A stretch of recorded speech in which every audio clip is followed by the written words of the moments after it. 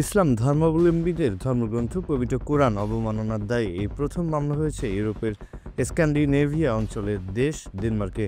শুক্রবার রাজধানীর কোপেনহেগেনের একটি আদালতে দুই ব্যক্তিকে অভিযুক্ত করে করা হয়েছে এই মামলা।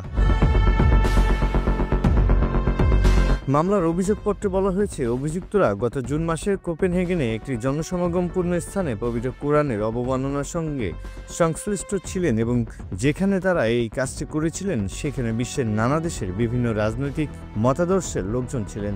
অভিযুক্তদের এ ধরনের কর্মকাণ্ডে তাদের ধর্মীয় অনুভূতি আঘাতপ্রাপ্ত হয়েছে। ডেনমার্কের জাতীয় ও স্থানীয় সংবাদ মাধ্যমগুলোতে প্রকাশিত হয়েছে এই সংবাদ। তবে কোপেনহেগেনের কোন আদালতে এই মামলা হয়েছে এবং অভিযুক্তদের নাম পরিচয় গোপন রেখেছে সংবাদ মাধ্যমগুলো। কোপেনহেগেনের শীর্ষ প্রসিকিউটর লাইস লোটের নিলাস এক বিবৃতিতে বলেছেন, এই ঘটনাটি ঘটেছিল একদম প্রকাশ্যে এবং বহু সংখ্যক মানুষের সামনে। পাশাপাশি ফেসবুক সহ বিভিন্ন সংবাদ মাধ্যমে এই ঘটনা লাইভ সম্প্রচারও হয়েছিল।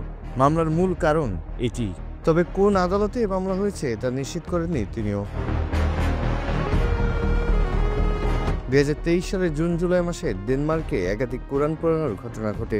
তবে দেশটির প্রচলিত আইনে এ ধরনের তৎপরতা অপরাধের তালিকাভুক্ত না হওয়ায় সংশ্লিষ্টদের আইনের আওতায় আনা সেই সময় সম্ভব হয়নি।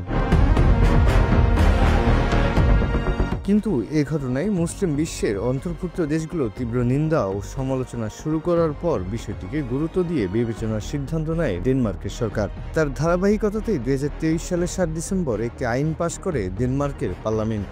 সে আইনে প্রকাশ্যে ও জনসম্মুখে কোরআন পোড়ানো, ছেঁড়া বা কোনো ধরনের অবমাননা করা এবং তার ভিডিও ধারণকে নিষিদ্ধ ঘোষণা করা হয়।